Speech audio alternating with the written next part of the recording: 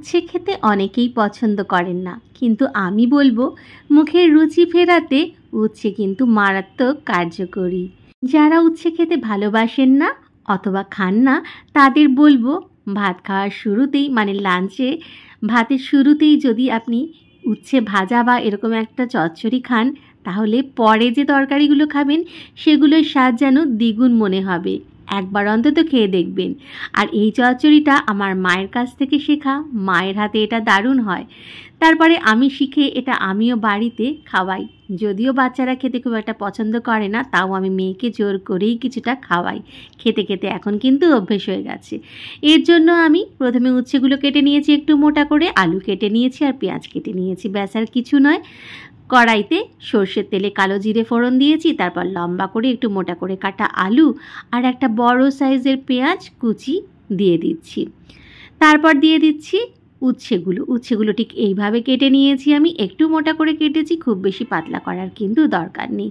উচ্ছে আলু পেঁয়াজ তিনটেই এবারে একটুখানি হাই ফ্লেমে নেড়ে চেড়ে নেব, একটুখানি ভাজা ভাজা করে নেব, খুব বেশি লাল করার দরকার নেই।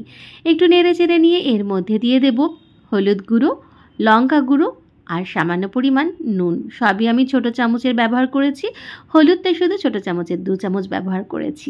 হলুদ লঙ্কা আর নুনটা দিয়ে আরও একবার উচ্ছে আলু আর পেঁয়াজটা হাই ফ্লেমে একটুখানি নেড়ে নেব, যাতে হলুদ বা লঙ্কার কাঁচা গন্ধটা না বেরোয়। একটু নেড়ে চেড়ে নিয়েই কিন্তু আমি এতে জল দিয়ে দেব, তারপর ঢাকা দিয়ে দেব উচ্ছে আলুটা একটুখানি সিদ্ধ হওয়ার জন্য। ভালো করে একটুখানি মিডিয়াম টু হাই ফ্লেমে নেড়ে চেড়ে নিচ্ছি।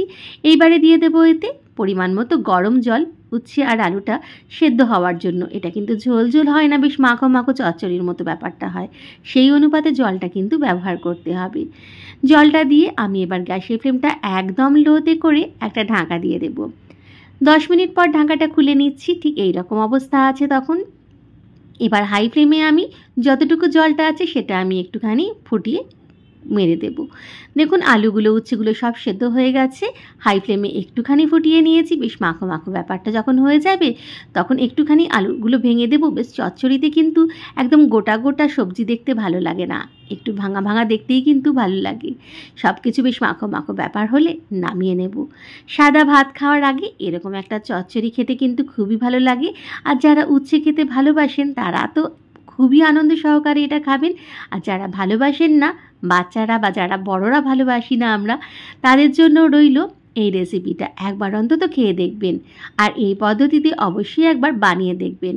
রেসিপিটা শেষ পর্যন্ত দেখার জন্য অসংখ্য ধন্যবাদ।